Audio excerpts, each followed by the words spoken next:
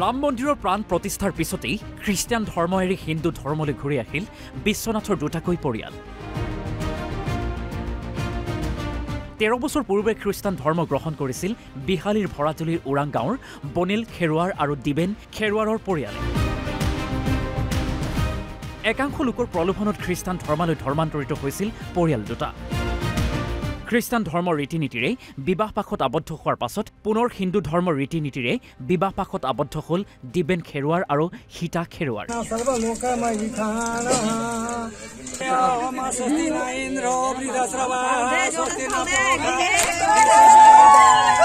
বুজা শক্তি নোহোৱাৰ বাবেই খ্ৰীষ্টান ধৰ্মলৈ যোৱা বুলি উল্লেখ কৰিলে দিবেন খেৰুৱাৰে।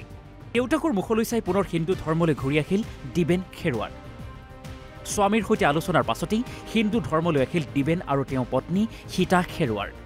মই আগত খ্ৰীষ্টান ধৰ্ম আছিলোঁ, লগতে মই দেউতাক চালোঁ, এইখন মোৰ দেউতাক চাই মানে মই আগত সৰু বয়সত মই গৈছিলোঁ, মেক্সিমাম মই 2007 মই খ্ৰীষ্টান ধৰ্ম লৈছিলোঁ।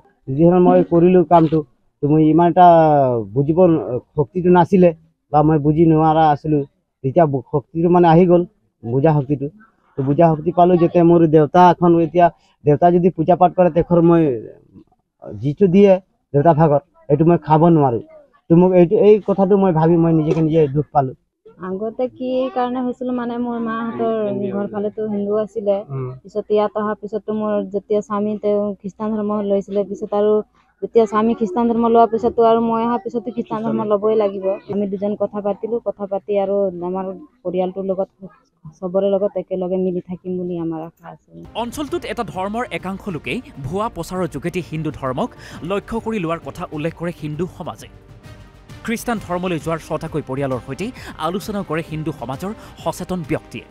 বিশেষকৈ ক'ব গ'লে আমাৰ এইখন অঞ্চলত কিছুমান ধৰ্মৰ একাংশ ব্যক্তিসকলে ভুৱা প্ৰচাৰৰ যোগেদি এটা আমাৰ ধৰ্মক বিশেষকৈ টাৰ্গেট কৰি কিছুমান ভুৱা প্ৰচাৰ কৰি কিছুমান লোভ মোহ দেখাই মানুহক তেওঁলোকৰ ধৰ্মৰ প্ৰতি আকৃষ্ট কৰিবলৈ যি ধৰণে এটা পদক্ষেপ লৈছিলে, সেই পদক্ষেপখন গাঁৱত যাওঁতে আমাৰ হিন্দু সমাজৰ মাজতে তেওঁলোক গৈ কৈছিল, যিহেতু সেই সমাজৰ কেইজনমান যুৱকে আমাক যেতিয়া অৱগত কৰালে বিষয়টো, তেতিয়া আমি গম পালোঁ যে এনেধৰণৰতো ভাল নহ'ব।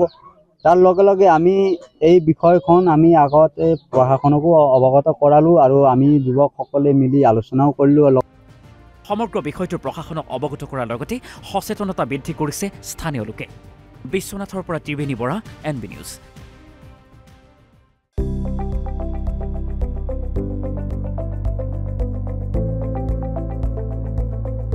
NB নিউজ, সহজ সৰল ভাষাত নৱভাৰতৰ কথা।